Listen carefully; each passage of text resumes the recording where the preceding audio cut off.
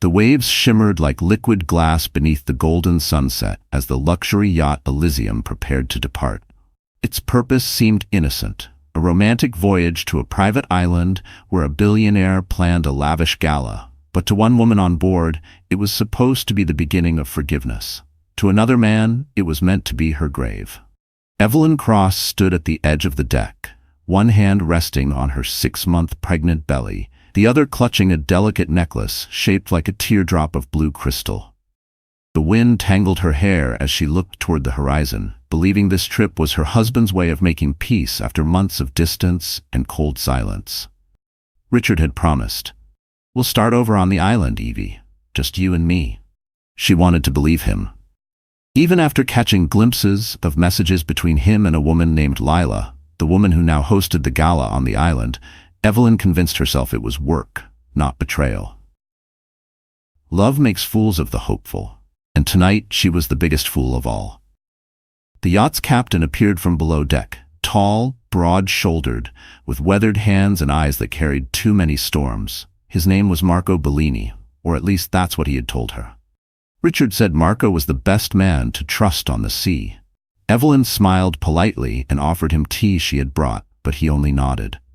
There was something unsettling in the way he studied her, as if she reminded him of a dream he couldn't place. As the engines rumbled to life, Marco received a single encrypted message on his satellite phone. "Make it look like an accident, before dawn." He slipped the phone into his pocket and looked up. Evelyn was adjusting her necklace, the gem glinting like a drop of the ocean itself. For a second, his breath caught. That necklace? He had seen it before. Not on her, but around the neck of a woman in an old photograph. His mother, holding a little girl he'd lost in a fire decades ago. Marco's pulse hammered. No, it couldn't be. The world was too cruel for such coincidence, but as Evelyn turned and smiled softly, thanking him for steering her safely, something inside him cracked open. He wasn't looking at a target anymore. He was looking at blood, family, life he'd thought the sea had taken long ago. The horizon darkened. The island lights flickered in the distance like waiting devils. Beneath the deck, a timer was already ticking, set to ignite the fuel lines within hours.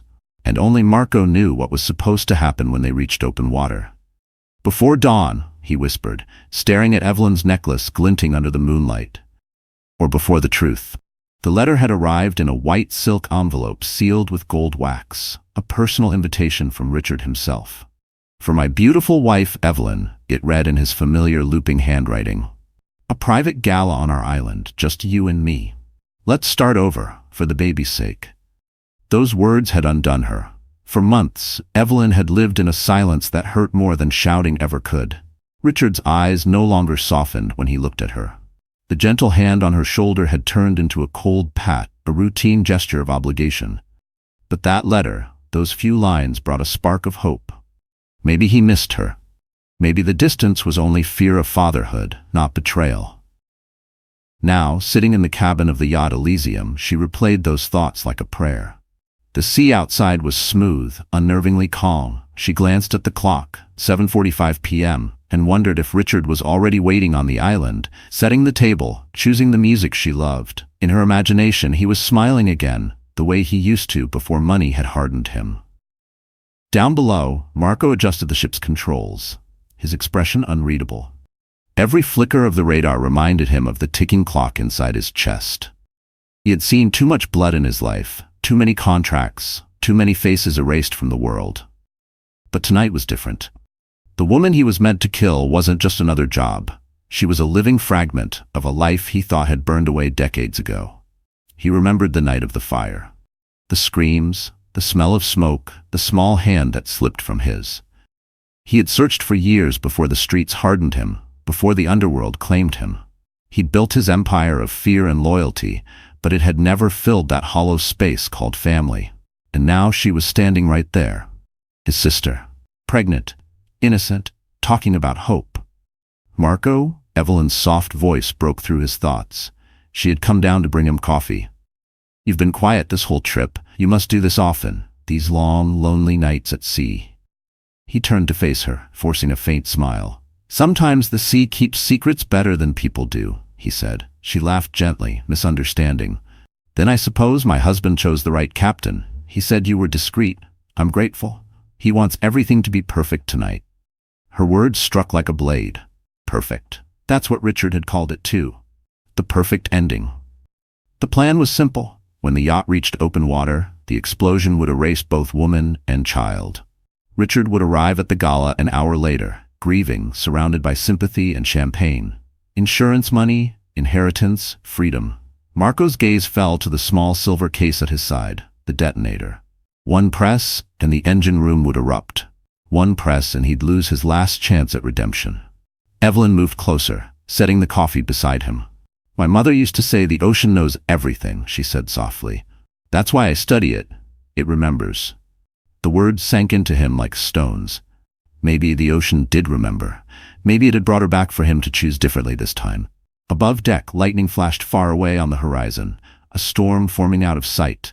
The island's distant lights flickered like a false promise. Marco stared at the timer. 40 minutes left. He closed his eyes. Not this time, he whispered. The night air had turned heavy, the kind that tasted like rain long before the clouds began to break. Evelyn stepped out onto the deck, barefoot, her silk dress rippling in the wind. The yacht sliced through the water with an almost eerie grace. Behind her, the horizon was nothing but black. No shore, no sound except the low hum of the engine and the distant rumble of thunder. She wrapped her arms around herself. It's strange, she murmured to no one in particular. It feels too quiet. Marco's voice came from the shadows near the wheel. The sea's like a woman, he said, eyes on the radar. When she's too quiet, it means she's thinking of something dangerous. Evelyn smiled faintly, unaware that he wasn't talking about the ocean at all. You sound like a poet, Captain. Maybe once, he said, his tone rough. Before I learned poetry doesn't keep you alive. She laughed, the sound small and genuine. It was the kind of laugh that used to echo through the small house of his childhood, the one with the chipped blue door and the smell of salt in the curtains. He hadn't thought about that house in 20 years. He hadn't allowed himself to. But tonight, memories crept in like a tide he couldn't fight. From the cabin below, a faint beep echoed. The countdown timer hidden behind a panel near the fuel tank. 30 minutes. Marco's hands clenched around the wheel. Evelyn moved closer. Will the storm catch us? Maybe, he said, but storms don't scare me. She looked at him then, really looked. The scar running from his temple to his jaw. The tired eyes of a man who'd seen too much. You've been through worse, she guessed. Lightning flickered again, illuminating the sea in shards of silver. For a second, her necklace glowed, a blue spark against her skin. Marco froze. The memory slammed into him, his mother on her knees, fastening that same stone around a little girl's neck. If I'm gone, your brother will find you. This will guide him. His throat burned. The air seemed to thin. Evelyn turned, catching his stare. Something wrong? He shook his head too quickly. Nothing. But it wasn't nothing. It was everything. The ghost of his mother, the echo of a promise he'd failed to keep, the life he'd traded for blood money. Down below, the engine hissed. A faint smell of fuel drifted upward. Evelyn wrinkled her nose. Is that safe? Marco forced calm into his voice. Just routine maintenance. She nodded, trusting him completely. The very man meant to kill her. Another beep. 15 minutes. Marco walked to the control panel, pretending to check the gauges, his mind spiraling. If he disarmed the system, Richard would know. The detonator was linked to a satellite tracker. If the signal didn't trigger an explosion by dawn, the next man on the chain would finish the job. He looked at Evelyn, her hands resting protectively over her belly. My niece, he thought. She's carrying my niece. The storm broke open. Thunder roared across the waves. Evelyn flinched, grabbing the railing. Marco rushed forward, catching her before she fell. Their eyes met, his filled with guilt, hers with trust. Hold on, he said hoarsely. No matter what happens, don't let go. Above them, lightning split the sky. Below, the timer reached its final digits. And somewhere on the island, Richard raised his glass to a night he thought would change everything. He was right, just not in the way he imagined. Rain began to fall in sharp, cold drops, stinging against Evelyn's skin as thunder cracked overhead. The sea had turned violent, each wave slamming against the yacht with the force of a heartbeat too big for the world. She gripped the railing tighter, her hair whipping wildly around her face. Captain! she shouted over the storm. Should we turn back? Marco didn't answer. His jaw was locked, eyes fixed on the horizon as if he could see through the wall of rain. Inside his chest, the countdown ticked louder than the thunder. 10 minutes left. He could almost feel the vibration of the explosive charge beneath the deck, waiting to turn this vessel into floating ash. Evelyn stumbled closer, fear creeping into her voice. Something's wrong, isn't it? Marco finally looked at her. For a moment, he saw not the woman he was supposed to kill, but the child from his dreams, the little sister clutching his hand as the fire swallowed their home. He had let go once. He wouldn't do it again. Go inside, he barked, harsher than he intended. She flinched but obeyed, retreating into the small cabin, trembling. Marco watched her disappear down the stairs, then exhaled shakily. He had 5 minutes to change everything. He ripped open the control panel, wires spilling out like veins. Lightning illuminated his face. Sweat, rain, guilt. He could cut the blue wire, stop the ignition, but the tracker would alert Richard that something was wrong. They'd come after her, after him, and finish the job another way. Think, Marco, think. The storm howled louder. Inside the cabin, Evelyn sank to the floor, clutching her belly, whispering to her unborn child. It's okay, sweetheart. Daddy just wants us safe again. We'll be there soon. Marco's stomach twisted. Safe. The word tasted like poison. 3 minutes. He grabbed the detonator case, sprinted down the narrow hall, and burst into the cabin. Evelyn gasped, startled by his wild expression. What's happening? She cried. He dropped to his knees, breath ragged. You have to trust me. Whatever you hear next, whatever happens, you stay down, do you understand? Her eyes widened. Marco, you're scaring me. He took her shoulders gently. Please, Evelyn, just trust me. Lightning flashed again, bathing them both in ghostly blue. She saw the torment in his eyes, and for reasons she couldn't explain, nodded. He reached behind the wall panel, grabbed the emergency flotation capsule, and yanked the release lever. A hidden hatch beneath the cabin floor clicked open, revealing a compact survival pod. Evelyn stared in confusion. Get in, he ordered. Why? Because I can't let you die. The words hit her like a physical blow. 2 minutes. Marco helped her inside, strapping her in as tears mixed with seawater on his face. You'll drift toward the current. There's an island 10 miles east. You'll make it before sunrise. She shook her head, panicked. I don't understand. What's happening? He cupped her face. Your husband paid me to kill you. Evelyn froze, eyes wide with horror. But I can't, he said, voice breaking, because you're my sister. Before she could speak, he slammed the hatch closed. That one button press sent the capsule shooting out from the side of the yacht into the raging waves. Marco staggered back, staring at the empty cabin. 1 minute. He turned, ran to the upper deck, and shouted into the storm. Come for me, Richard. I'll finish what you started. The explosion came like the wrath of heaven. Fire ripped through the yacht, lighting up the sea. For miles away, the flames looked like sunrise. But Evelyn was already gone, alive, carried by the waves toward a new truth waiting on the shore. The ocean was merciless that night.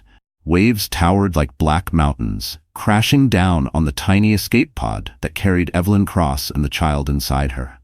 Every surge felt like the sky itself, trying to erase her from existence.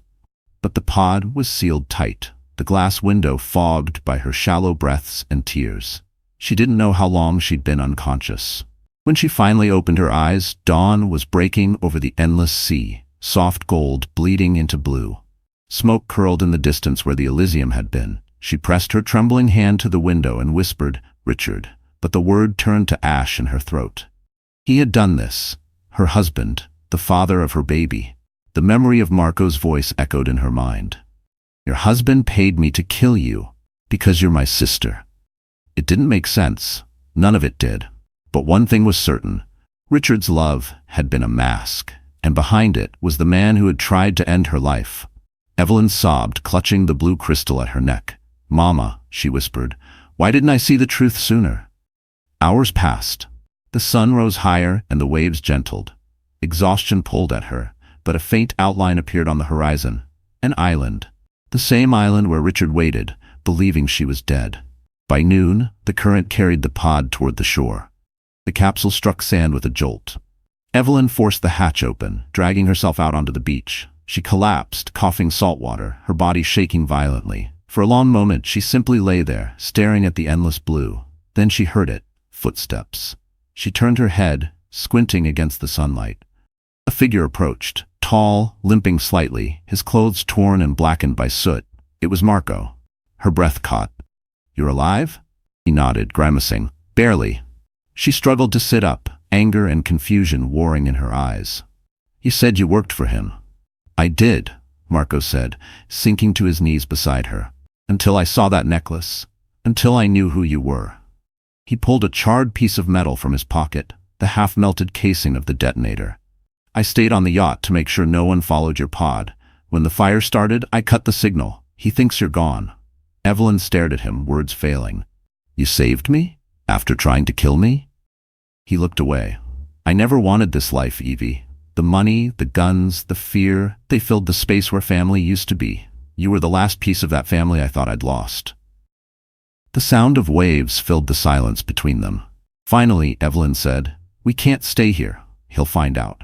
Marco nodded. "I know, but not yet. First, you need rest."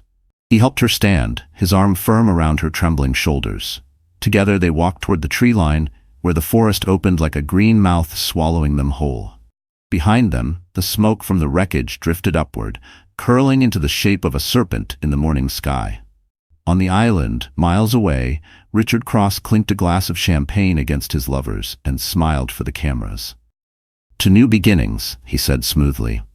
And as he raised his glass, somewhere deep inside him, he felt the faintest unease, like a ghost breathing against his neck. Because the woman he thought he had burned to ashes was still alive, and she was coming home. The island looked like paradise from afar. White sand, palm trees swaying, a glass mansion gleaming on the cliffside. But paradise has a way of hiding rot beneath its beauty, and tonight, that rot wore a tuxedo and smiled for the cameras. Richard Cross stood beneath a string of golden lights, raising a glass of champagne to a crowd of investors, celebrities, and reporters. The gala was everything he had promised the world, a celebration of love, life, and philanthropy. Only he knew the truth, that love had drowned at sea hours ago. "Your wife would be proud," said Lila, his mistress, her crimson dress clinging to her like sin. He smirked. "She would have ruined the party." The guests laughed politely, thinking it was a joke. Only Richard's eyes betrayed him, cold, calculating, reflecting nothing but the sound of money. He turned toward the horizon, where faint plumes of smoke still rose from the sea. "To new beginnings," he whispered, clinking his glass against hers.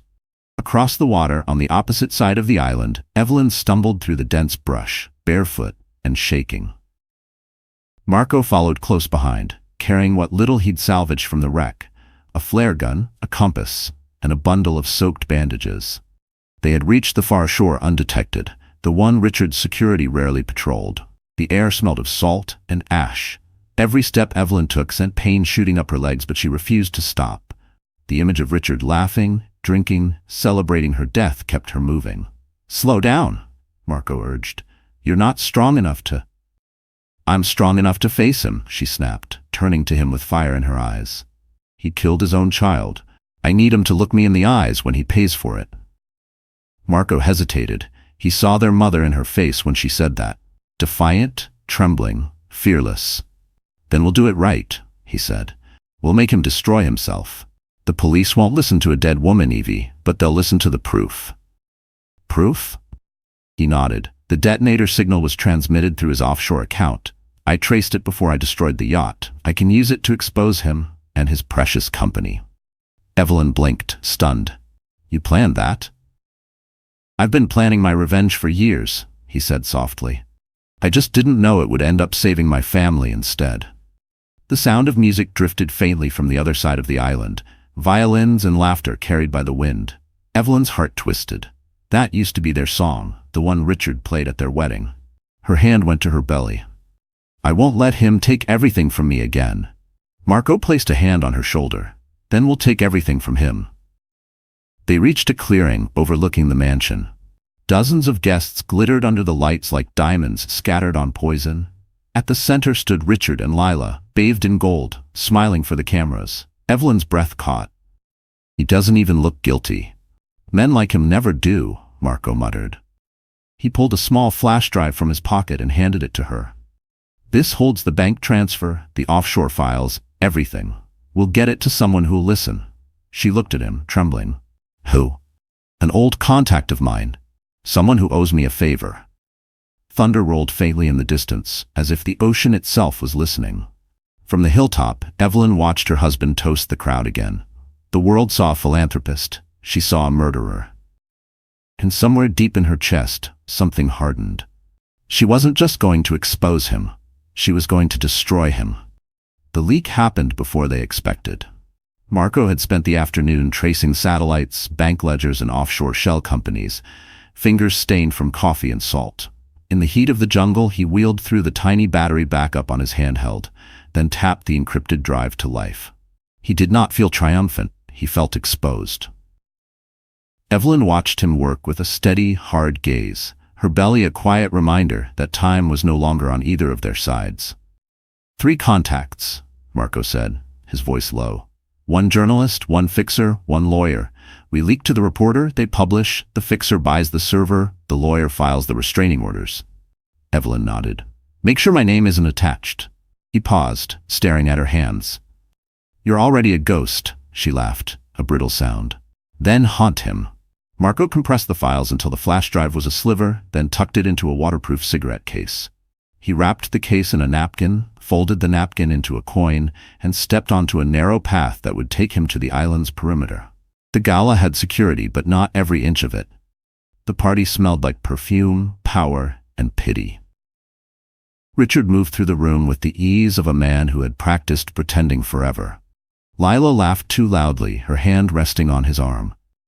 Marco walked the shoreline, tucking the napkin into the pocket of a homeless man's discarded coat. He watched as the coat was picked up, moved through the night, and eventually abandoned at a curb near the press tents. The journalist found it by accident, curious about a rumor and hungry for a scoop. By morning, the headline hit the feeds. Evidence links cross tycoon to yacht explosion. Offshore transfers revealed. Conversations shifted tone. A senator called a journalist. A lawyer read the leak at breakfast. A late-night show cued a segment. On the island, cameras swung toward Richard, zooming in on his face.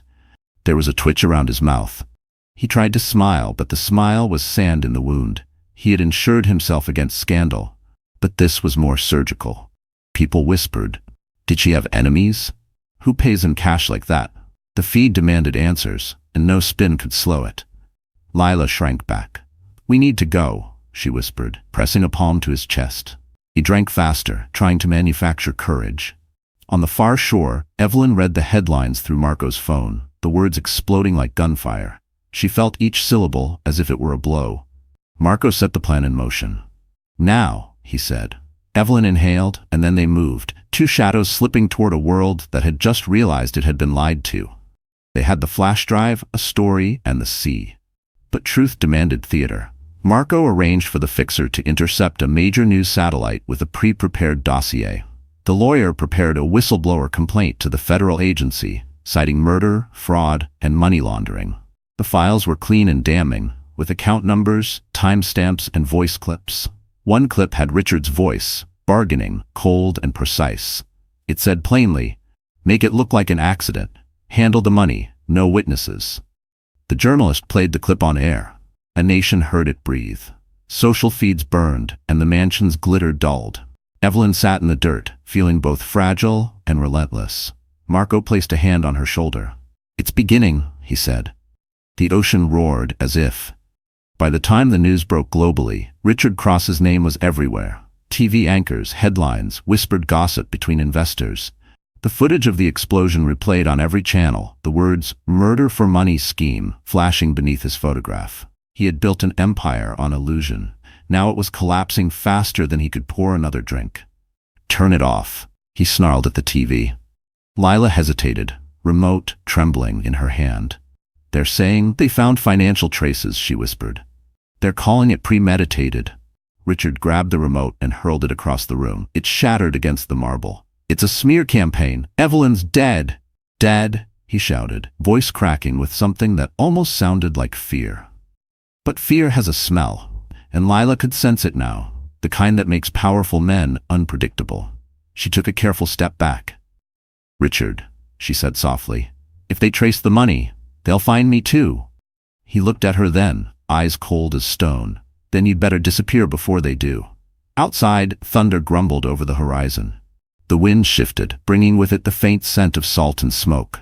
On the far side of the island, a small fishing boat creaked toward the shore. Marco's hands worked the oars, his muscles straining.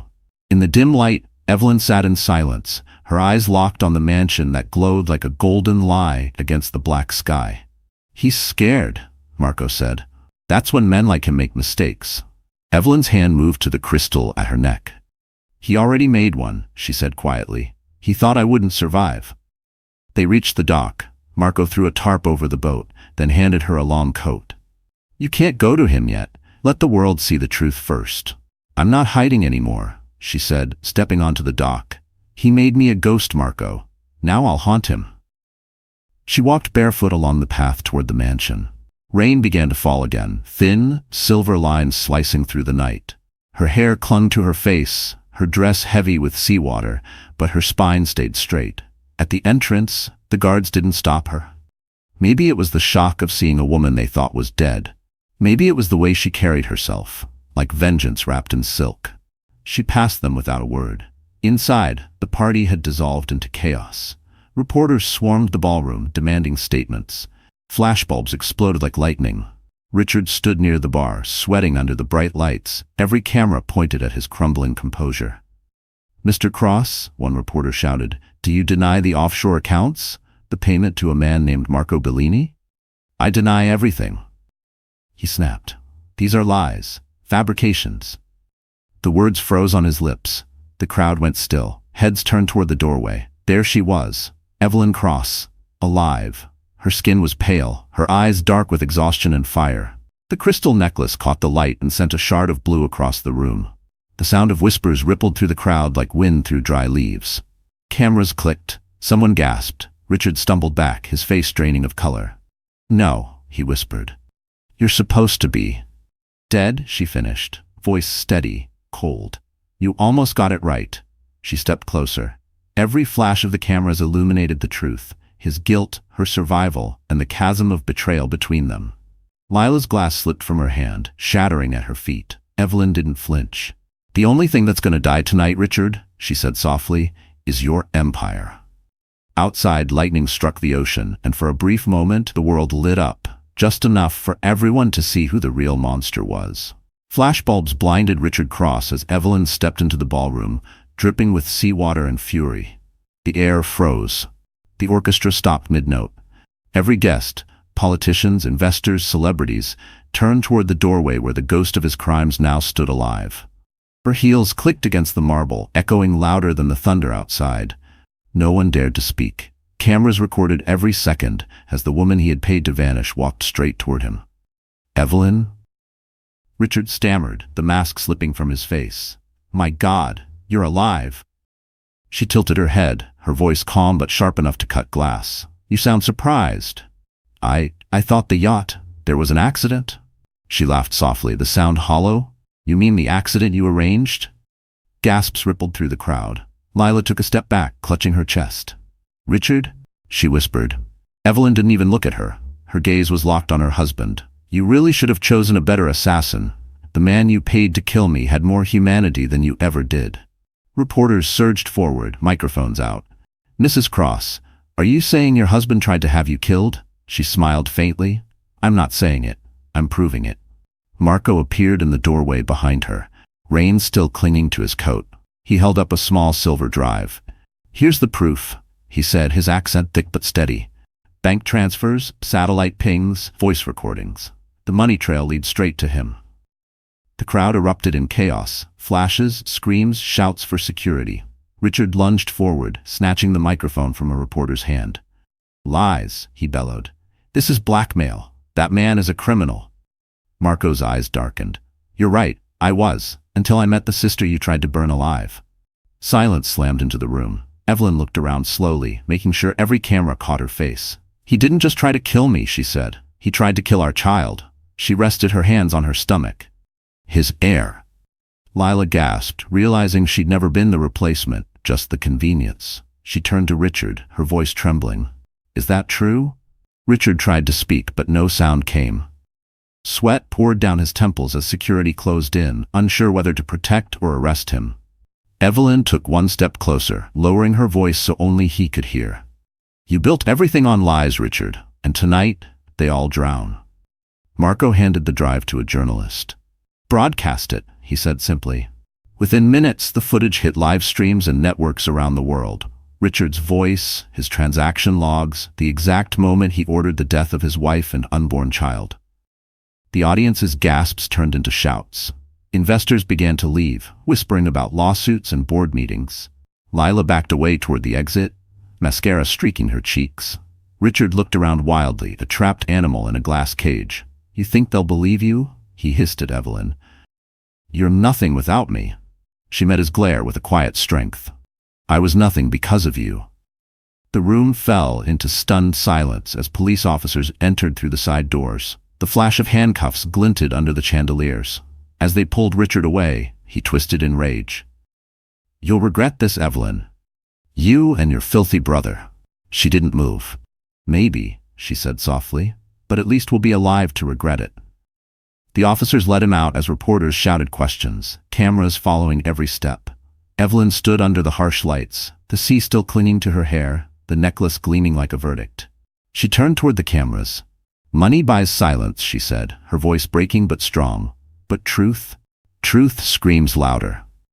And for the first time, the world listened. The ballroom emptied within hours, leaving shattered glasses, overturned chairs, and a silence that felt like judgment. The glittering chandeliers above flickered, as if even the lights were ashamed of what they had seen. Evelyn stood in the middle of it all, drenched in sea and truth, her heart still pounding from the chaos she'd unleashed. Marco stood beside her, watching the police cars disappear down the winding coastal road with Richard Cross in handcuffs. "It's done," he murmured. "He'll never hurt you again." Evelyn didn't answer. Her hands trembled as she clutched the crystal necklace, the same one that had saved her life. She could still hear the reporters shouting, the flash of cameras capturing the moment her husband's empire fell apart. And yet, beneath the triumph, there was grief. Grief for the man she'd loved, for the years she'd wasted, and for the child who almost never had a chance. "He'll be charged with conspiracy, fraud, attempted murder," Marco said quietly. "But that's not the end. His company will burn too. Every investor will run." Evelyn sank onto a chair, exhaustion washing over her. "And what about you?" Marco hesitated. "I'm a criminal, Evie. You can expose me too if you want. I've done worse than him." She looked up at him, at the man who had once been sent to kill her and instead had chosen redemption. "You saved me," she said softly. "You saved your sister. That's all that matters now." Outside, dawn broke. The storm had passed, but the world still felt heavy, bruised. The sea lapped against the rocks below, whispering secrets only it could keep. Marco turned away, staring out the massive glass windows of the ballroom. "He'll talk," he said. "He'll try to drag everyone down with him." "Then let him," Evelyn replied. "The truth will drown him before anyone else can." Moments later, the authorities returned to take formal statements. Evelyn sat through hours of questioning. Details of the yacht, the explosion, the motive. She told everything, her voice steady, her heart numb. When they asked how she'd survived, she simply said, "The ocean decided I wasn't finished yet." By evening, the story dominated every major network. Headlines screamed, "Billionaire arrested for attempted murder of pregnant wife." The public turned from admiration to disgust. Richard's company's stock plummeted overnight, investors cut ties, his name became a curse. Meanwhile, Evelyn stayed hidden in a small beachside inn at the far end of the island. Marco stood guard outside her door, chain smoking as if the nicotine could keep his guilt at bay. "You should leave," she said through the cracked window, "before they connect you to the explosion." He shook his head. "I'm not running anymore. Maybe it's time I paid for everything I've done." Tears stung her eyes. "You're not the same man who took that job." "No," he said, looking at her belly. "But that doesn't erase what I was." They sat in silence for a long time, the night stretching between them like an old wound. Finally, Evelyn whispered, "When I saw that yacht burning, I thought it was the end of everything, but maybe it was the beginning." Marco smiled faintly. "Fire has a way of cleaning the rot, little sister. Maybe that's all we did, Burn the lies away. She touched the glass between them. Then promise me this, no more blood. He nodded. Only truth. Somewhere beyond the window, the ocean sighed, and for the first time in years it sounded like peace. By morning, the world had turned into a courtroom. Headlines screamed betrayal, investors fled like rats from a sinking ship, and Richard Cross's billion-dollar empire began to collapse faster than the tide. But for Evelyn, the noise of the world meant nothing. She sat on the narrow balcony of the small inn, wrapped in a blanket, staring at the sea that had almost claimed her life. Every time she closed her eyes, she saw the fire, the explosion, the moment everything she believed in disintegrated. The world thought justice had been served, but inside, she felt hollow. Survival, she realized, was its own kind of punishment. Marco entered quietly, carrying a tray of tea. His movements were deliberate, careful, as if he were afraid to break the fragile peace between them. "You didn't sleep," he said. "Neither did you," she replied. He gave a small, tired smile. "Old habits. The streets don't teach you how to rest, only how to stay alive." Evelyn looked at him. "Do you regret saving me?" Marco blinked, startled. "What kind of question is that?" "You could have walked away with $500 million, she said. "No one would have known." He leaned against the railing, lighting a cigarette. "I would have known." He exhaled smoke into the soft morning air. "That money was blood. Our mother used to say, if you drink poison long enough, you forget the taste of water." I think I just remembered. Her throat tightened. For the first time since the explosion, she reached out and touched his hand. "You didn't just save me," she said. "You saved the part of me that still believes people can change." Marco looked down at their joined hands, then away. "You shouldn't believe that too easily. There's still a warrant with my name on it somewhere in this world." "Then we'll make it right," Evelyn said firmly. "You have evidence, you can testify." He shook his head. "Testify? You don't testify against people like Richard Cross. You testify and you disappear, and this time they won't miss." Evelyn's eyes hardened. "I won't hide, not again." He smiled faintly. "You sound like her." "Like who?" "Our mother," he said softly. "The night she ran, she told me, if the world tries to drown you, swim until your lungs burn. That's when you'll know you're still alive." Evelyn felt tears sting her eyes. "She would have been proud of you."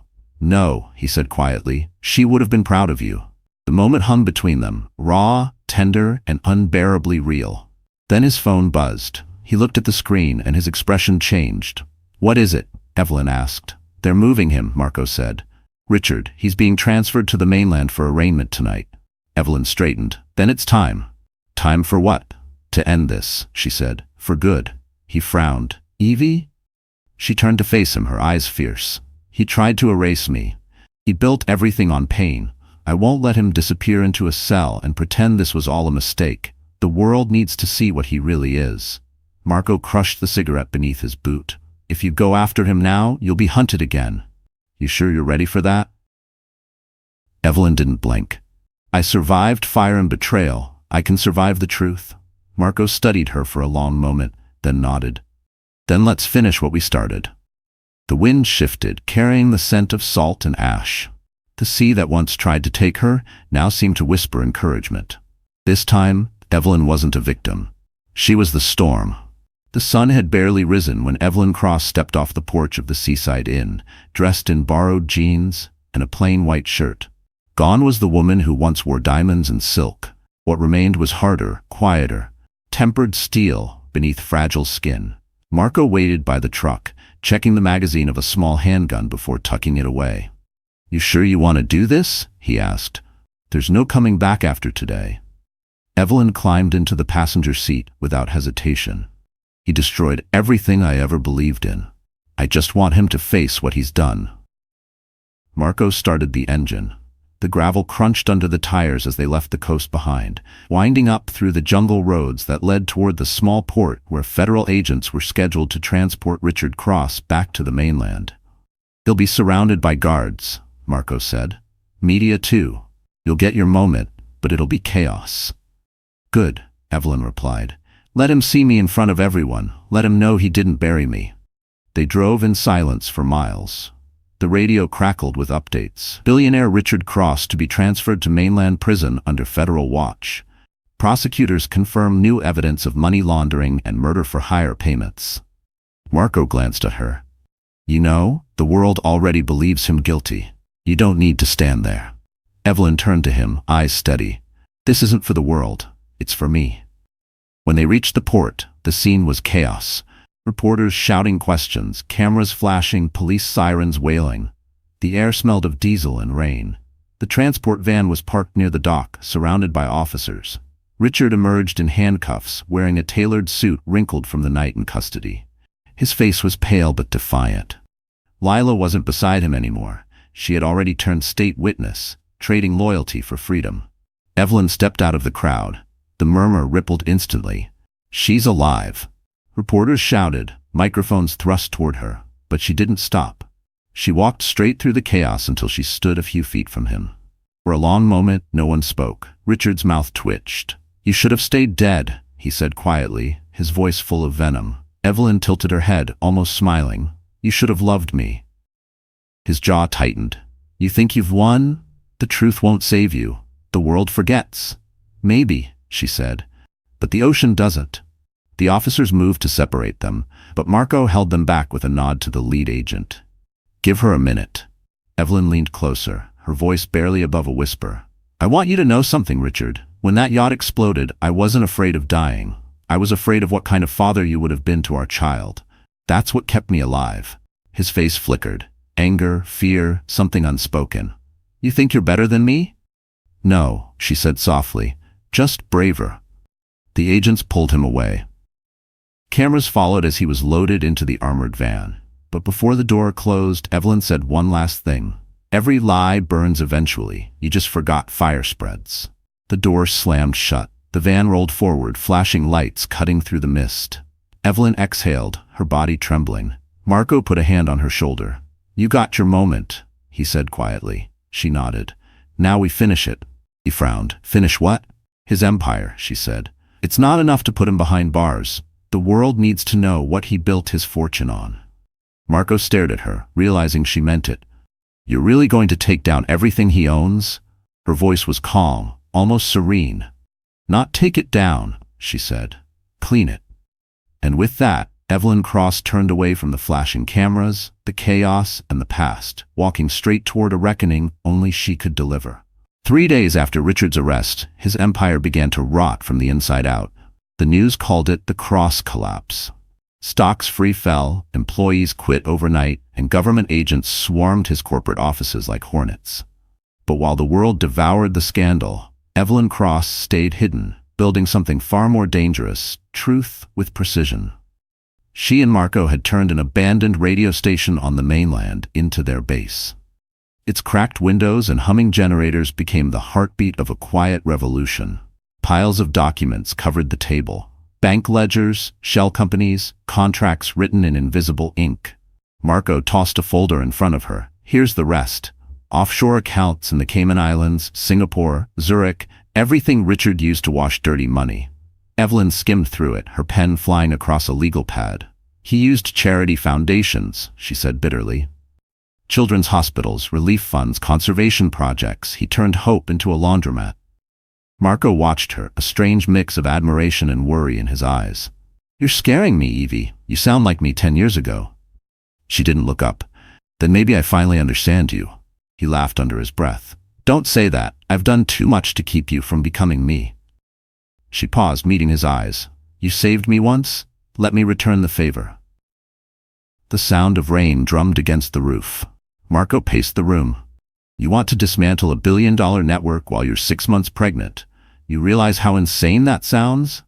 Evelyn smiled faintly. Insanity built this empire. Truth will burn it down. She plugged a drive into the old transmitter, connecting it to an encrypted line. We leak one company at a time, she explained. Each file links back to another. Investors, politicians, banks, every name that fed from him will feed justice instead. Marco crossed his arms. And when they trace it back to you? She looked at him with quiet defiance. They can't kill what's already been declared dead. That silenced him. Hours turned into days. One by one, Evelyn uploaded files to investigative journalists across the world. Each new leak was a bullet. Cross Energy falsifies safety reports. Cross Foundation linked to offshore bribery. New evidence suggests cover-ups in multiple countries. The world's outrage grew louder. Protesters marched outside the company's skyscraper headquarters. Shareholders filed lawsuits. Banks froze his assets. Meanwhile, in his prison cell, Richard watched the news in disbelief. "She's alive and she's dismantling me?" he muttered, punching the wall until his knuckles bled. Guards ignored him. The cameras didn't. The footage of his breakdown went viral. The fall of a billionaire. Back in the radio station, Evelyn watched the same footage on a cracked screen. Marco placed a hand on her shoulder. "It's over," he said. She shook her head slowly. "Not yet. There's still the board, the men who helped him. If they walk free, everything he did will repeat." Marco sighed. "Then what's the plan?" Evelyn turned the screen toward him. On it was a list of names, all powerful men who had profited from Richard's empire. "We bring them down, all of them." He stared at her, recognizing the fire in her eyes, the same fire that once drove him through the underworld. "You're your mother's daughter," he said quietly. Evelyn touched her stomach. "And his mother's son," she replied. Marco smiled sadly. "Then let's finish it. For her." As thunder rolled outside, Evelyn hit send on the next file. Across the world, another server went live, and with that single click, the empire that once owned oceans began to drown in its own greed. The world was on fire, and Evelyn Cross had lit the match. Every news outlet carried her leaks. Politicians distanced themselves from Richard Cross's empire. Investors pulled out in droves. The once untouchable dynasty had turned into a cautionary tale. But power never dies quietly, and neither do the men who depend on it. It started with a phone call at midnight. Marco picked up before the second ring. "Bellini," he said automatically. A familiar voice answered. "You've made powerful enemies, old friend." Marco stiffened. "Who is this?" "Someone who used to owe Richard Cross a favor. Someone who doesn't like seeing that debt burned alive." The line went dead. Evelyn looked up from her laptop, sensing his change in expression. "What is it?" He slid the phone into his pocket. "Nothing you need to worry about." "Marco," she pressed. "Don't lie to me." He sighed. "They're coming. His old partners, the ones who supplied him, hid his money, kept his empire alive. They don't care about Richard anymore. They care about what we took from them." Evelyn's blood ran cold. "The leaks," he nodded. "You cut off their power, and men like that only know how to take it back." Outside, the rain returned, slashing across the broken windows of the old radio station. The world might have been celebrating justice, but here in the shadows, vengeance was already stirring. "We move tonight," Marco said, stuffing the files into a duffel bag. "They'll trace the signal soon." Evelyn unplugged the transmitter. "Where do we go?" "Somewhere quiet," he replied. "Somewhere the noise of truth can't find us until we want it to." But the noise found them first. As they packed, headlights flashed through the rain outside. Marco froze. "Down," he hissed, pulling Evelyn behind an overturned desk. Bullets shattered the window a second later. Glass exploded. Papers flew. Evelyn screamed as the air filled with the crack of gunfire. Marco crawled across the floor, grabbed his pistol, and returned fire.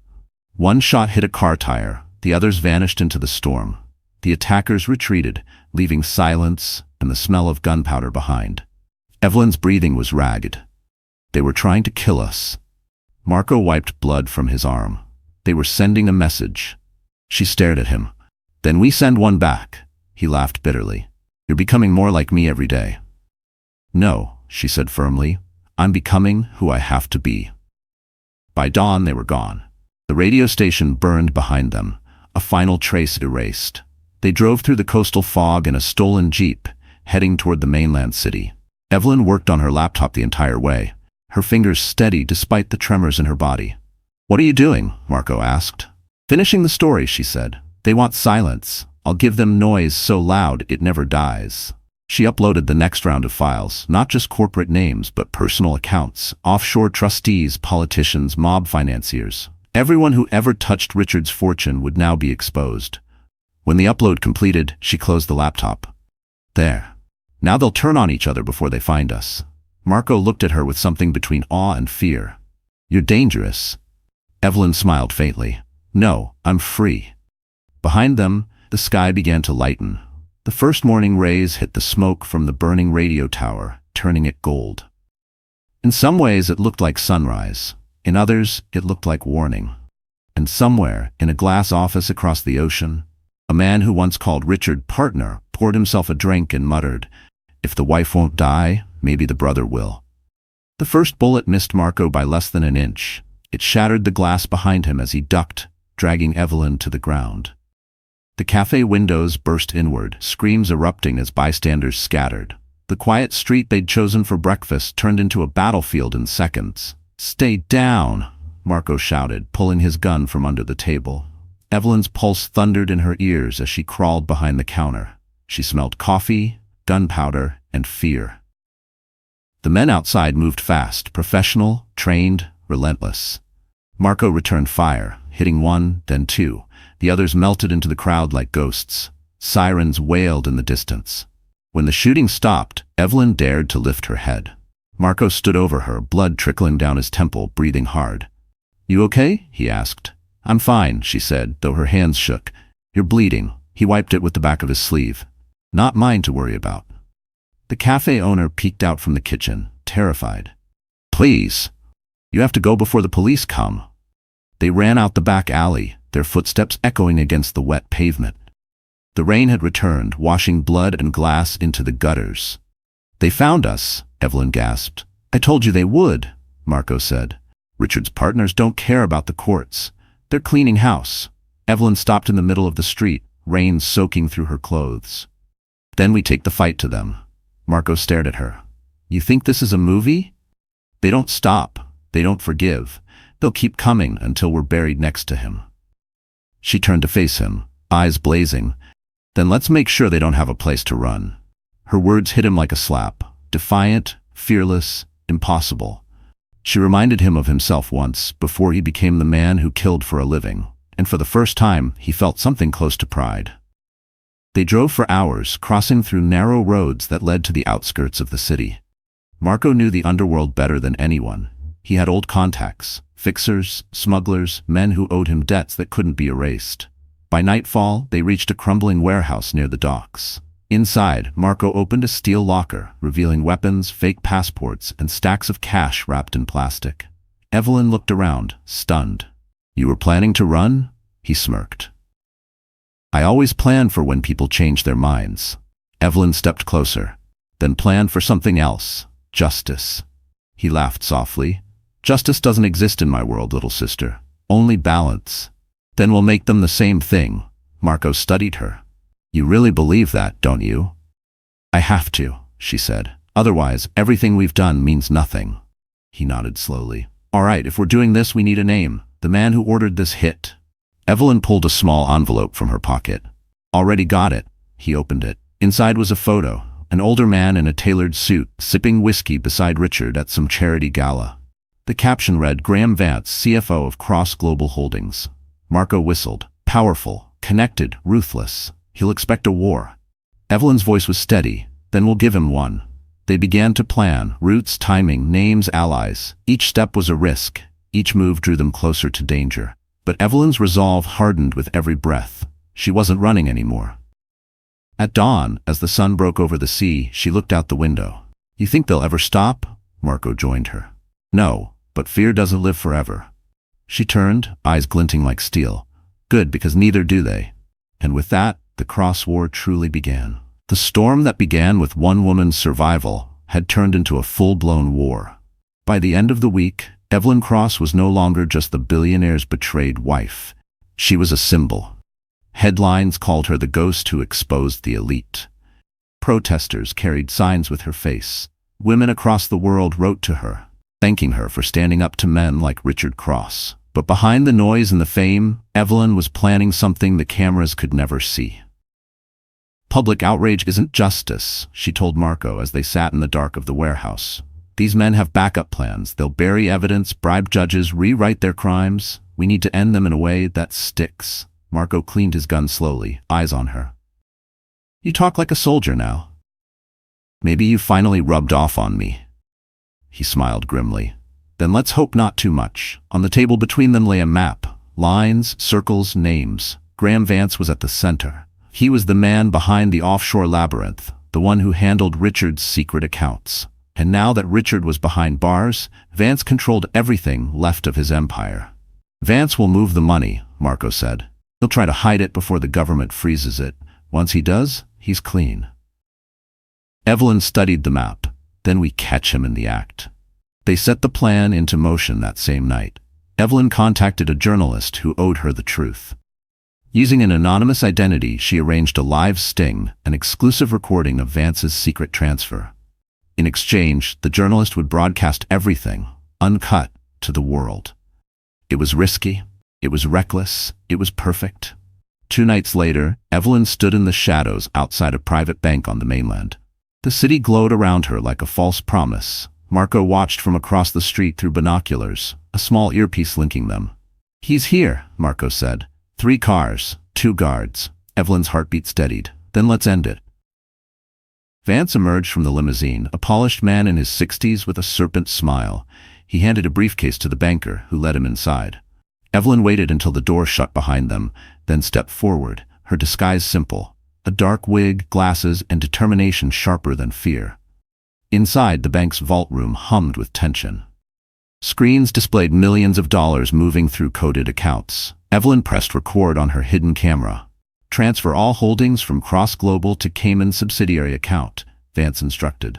The banker hesitated. "Sir, those funds are frozen by federal order." Vance smiled thinly. "Not anymore." Evelyn stepped out from the shadows. "You're right. They're gone somewhere else." Vance froze. "Who?" She pulled off her glasses. "You remember me, the woman your partner tried to erase." He backed up, pale. "You're supposed to be dead." "That line's getting old," she said coldly. Before he could speak, Marco burst through the side door, gun drawn. The guards reached for theirs, but Marco fired first, warning shots that shattered the marble columns. "Nobody dies tonight," he growled. "Not yet." Evelyn tossed the flash drive at Vance's feet. "That's your confession," she said. "Every account, every lie, the world's watching." Outside, the journalist's team was already live-streaming the confrontation. The moment Vance's voice cracked, the audio captured everything. By morning, headlines exploded again. "Final Cross conspirator caught in global sting." Evelyn watched the sunrise from the docks, exhausted but unbroken. Marco joined her, holstering his gun. "You won," he said. She shook her head. "No, the truth did." He smiled faintly. "Maybe they're the same thing now." The war was over. But peace still had to be earned. The world woke up to chaos. Every major news outlet replayed the footage of Graham Vance's arrest. The journalist's live stream had gone viral, hundreds of millions of views, a nation watching Evelyn Cross stand face-to-face with the man who once controlled her husband's empire. For the first time in her life, Evelyn wasn't running. She was leading. By midday, the government announced a full-scale investigation into Cross Global Holdings. Dozens of board members were indicted. The company's assets were frozen, its buildings seized, its executives interrogated. Richard Cross, still in federal custody, was left with nothing. No allies, no power, not even his name. The media called it the Cross Purge. Evelyn called it closure. But behind that closure there was an ache, a wound no amount of justice could heal. She sat by the window of the safe house, watching the rain trace lines down the glass. Marco entered quietly, carrying 2 cups of coffee. "You haven't slept in 2 days," he said. "Neither have you." He smiled faintly. "Yeah, but I look good doing it." She laughed softly for the first time in weeks. "You should rest, Marco. It's over." His eyes darkened. "It's never over. You don't burn down an empire without someone trying to rebuild it in blood." She turned toward him. "What are you not telling me?" He hesitated. "There's a bounty on my head." Evelyn froze. "From who?" "Vance's people. The ones who escaped the sweep. They want revenge for everything we exposed." She set her cup down. "Then we'll disappear. We'll find somewhere safe." He shook his head. "No, you're staying. You've got the baby to think about. I'll handle this." "Handle it how?" she snapped. "By getting killed?" He looked at her, really looked at her, the way a brother looks when he's already made peace with his fate. "Someone has to clean up what's left, and if I don't, they'll come for you next." Her voice cracked. "Marco, please, I can't lose you too," he smiled sadly. "You won't. You'll just see me less." Before she could protest, he placed the necklace's twin, a simple silver coin, into her palm. "Mom gave me this the night of the fire," he said. "Said it would protect me. Guess it's your turn now." "Don't do this," she whispered. He leaned forward and kissed her forehead. "You gave me back my soul, Evie. Let me give you your future." That night he was gone. Hours later, a storm rolled in from the sea. Evelyn stood on the porch, watching the lightning flash across the waves, praying he'd come back. But the call came at dawn. A voice on the other end saying only, "It's done." Marco had gone after the remnants of Vance's network. The police found the wreckage of 3 vehicles near the docks. Charred, twisted metal, no bodies recovered. Evelyn dropped the phone, tears streaming silently down her face. The headlines declared it a gang war. Another act of revenge in the ashes of Cross Global. But she knew the truth. Her brother hadn't gone to kill. He'd gone to make sure no one else ever could. She stood by the shore for hours, the ocean wind cold against her skin. Then, slowly, she unclasped the blue crystal necklace, the one that had once saved her life, and let it fall into the waves. "For you," she whispered, "for all of it." The sun rose, golden and quiet. The storm had passed, but Evelyn knew peace always demanded a price. And hers had just been paid. 3 weeks passed. The world had moved on, or at least pretended to. Cross Global was dead, its name dissolved into lawsuits and scandal. The media stopped calling, the headlines faded. The woman they once called the ghost wife disappeared from the news cycle, replaced by newer stories, fresher tragedies. But Evelyn Cross was still here. She lived quietly in a small coastal town under an assumed name. Her baby was due any day now, and the quiet rhythm of the sea was the only thing that kept her sane. Every morning, she walked along the shore with one hand on her belly, listening to the waves whisper like they remembered everything. She tried not to think of Marco. But silence is cruel. It fills itself with memories. The way he used to smirk, the cigarette dangling from his lip, the soft way he said her name when he thought she was asleep. She'd buried him in her heart because there was no body to bury in the ground. One morning, she found something on the sand, a sealed envelope, damp, frayed at the edges, stamped with a symbol she recognized instantly, the coin her brother used to carry. Her hands trembled as she picked it up. The ink was smudged, but the handwriting was unmistakable, Marco's. Inside was a single folded page, written in his rough, impatient scrawl. "Evie, if you're reading this, I'm gone, or I've finally done something worth dying for. Don't cry. I've had more lives than I deserve. I told you once that justice doesn't exist in my world. You proved me wrong. There's a locker in Marseille, number 23. Inside is everything I couldn't destroy. Proof, money, contacts, protection. Use it to build something better, something ours. And if the sea ever whispers my name, tell her I'm sorry for all the blood. M." Evelyn pressed the letter to her lips, tears mixing with the salt wind. He wasn't just gone, he'd planned for her to survive again. That night she dreamed of him. In the dream, he stood by the water, the necklace's twin coin glinting in the moonlight. He didn't speak, he only nodded, like a promise kept. The next morning, Evelyn packed her things. The journey to Marseille was long. Planes, trains, endless waiting rooms where people didn't know or care who she was. But when she opened the locker, she found exactly what he'd promised. Stacks of cash, documents marked confidential, a small box containing the silver coin he'd given her before the fire. Beneath it all was a photograph, an old picture of them as children, sitting by the sea with their mother, smiling into a future neither of them could have imagined. On the back, Marco had written, "Home isn't a place, it's the people you keep alive." Evelyn clutched the photo against her chest and broke down, the sobs quiet but raw. When she finally looked up, she felt something shift inside her. Grief no longer felt like drowning, it felt like breathing underwater. She took the money, left the rest, and walked out into the sunlight. Later that night, she wired the funds anonymously to start a charity foundation. Its name was simple, the Crosswave Initiative. Its mission, helping women rebuild after violence and corruption, spread faster than she expected. Reporters never knew it was her. The public never saw her face again. But somewhere, in every act of kindness the foundation created, Marco's ghost lived on. And every night, when Evelyn looked out at the ocean, she could almost hear him whisper, "You did it, little sister. You made it right." It was almost midnight when Evelyn heard the knock. The sound was soft, hesitant, the kind of knock that doesn't belong to strangers. She froze at the kitchen table, a half-finished cup of tea trembling in her hands. Outside, the storm howled against the windows, rain thrashing like a memory that refused to fade. For months, she'd lived in quiet exile. Her charity, the Crosswave Initiative, had become a quiet success, saving women whose names would never make the news. The money Marco left behind was spent rebuilding lives, not destroying them. Evelyn had found peace, or at least the illusion of it, but peace, she'd learned, never lasts forever. The knock came again.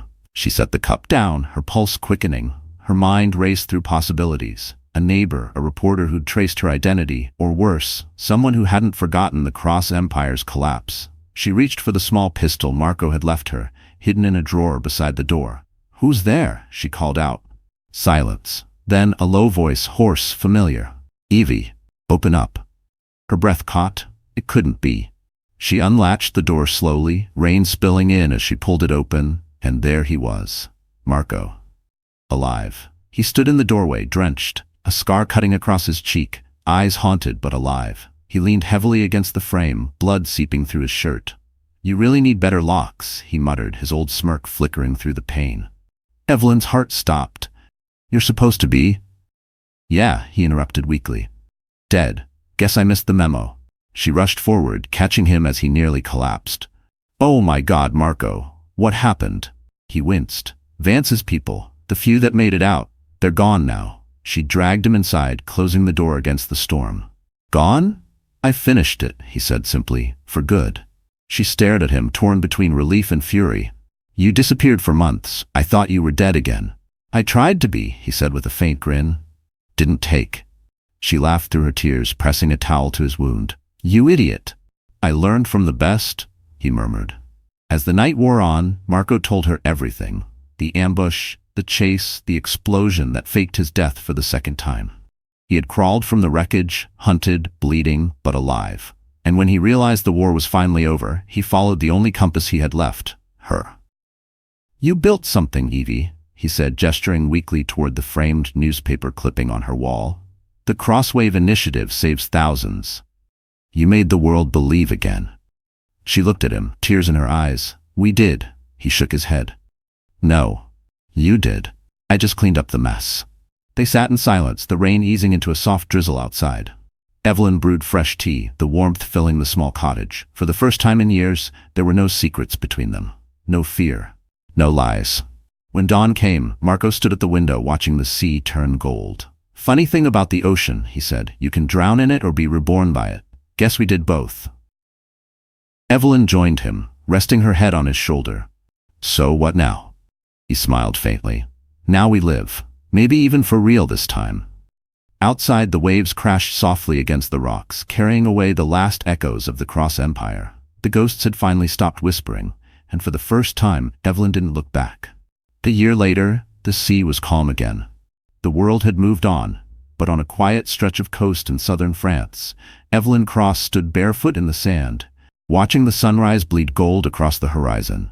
The waves whispered softly at her feet, each one carrying pieces of the past. Grief, fire, forgiveness. Behind her, laughter rang out. A little boy toddled toward her, his curls the same shade as Richard's once were, but his eyes, those deep blue eyes, were hers.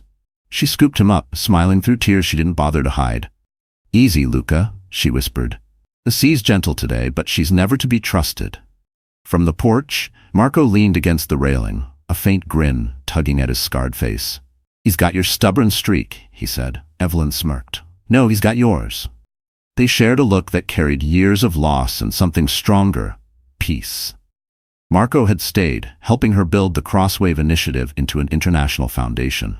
What began as vengeance had become something sacred. Schools were rebuilt, shelters were opened. Women who once hid in the shadows now ran companies, farms, entire lives. But Evelyn knew the truth. Peace wasn't a reward. It was a choice. Every morning she chose it again, even when the ghosts tried to whisper back. That day, a visitor arrived. A young journalist, barely 30, nervously stepped out of a car, clutching a recorder. "Mrs. Cross?" she asked softly. "Thank you for meeting with me." Evelyn smiled. "Please, just Evelyn." They sat on the porch, tea steaming between them. The journalist hesitated before pressing record. "You changed the world, Evelyn. You exposed one of the largest corruption networks in history. People call you a hero. But How did you survive all that pain? Evelyn looked out toward the sea, the sunlight catching the blue crystal at her neck, the same necklace that had once saved her life. By remembering that pain doesn't have to end you, it can begin you. The journalist leaned forward. Do you ever think about him? Your husband? She took a long breath. Sometimes, not with hate anymore, just pity. He died chasing everything that never mattered. Power, money, control, they all vanish. Love doesn't. And Marco? Evelyn smiled gently. He's my brother, my compass. The world tried to make us enemies, but blood found its way back through fire. The journalist nodded, visibly moved. And your son, what will you tell him when he's older? Evelyn looked down at little Luca, now chasing a seagull along the shore, laughing as it lifted into the sky. I'll tell him that his father lost everything trying to own the world, and his mother found everything by letting it go. The journalist sat in silence for a moment before turning off the recorder. Thank you, she said softly. As the car disappeared down the road, Marco joined Evelyn on the porch. You did good, sis, he said, lighting a cigarette. She nudged him playfully. Thought you quit. I quit dying, not smoking, he said with a grin. They laughed together, the sound warm and free. Evelyn turned her gaze back to the sea. The waves sparkled like glass, and for the first time in her life, they didn't scare her. She whispered to the wind, It's over, Mama. We made it. The breeze lifted her hair, carrying her words out over the water. Somewhere in the distance, a single gull cried, sharp, bright, alive. And as the sun climbed higher, Evelyn Cross finally understood what all the storms had been trying to tell her. Survival wasn't the end of her story. It was the beginning of her peace. So that's how the story ends. But if you're still here, right now, listening, maybe something in this journey touched your heart, even just a little. Evelyn's story wasn't only about betrayal or revenge. It was about healing, about remembering that even after the darkest storms, the sun always returns. Marcus Aurelius once said, You have power over your mind, not outside events. Realize this and you will find strength. That's what Evelyn learned. The same lesson we all eventually face. Life will break you, but it's up to you to decide what those broken pieces become. Anger or wisdom, pain or peace. Maybe you've been through your own fire. Maybe you felt like you were drowning in it. But remember, like Evelyn, you can rise again. Healing isn't forgetting. It's forgiving yourself for surviving. If this story reminded you of something real in your own life, don't keep it to yourself. Hit that like button, share this story with someone who needs a bit of strength tonight, and subscribe so you don't miss what comes next. Because sometimes the stories we hear aren't just about others. They're about finding the courage to rewrite our own.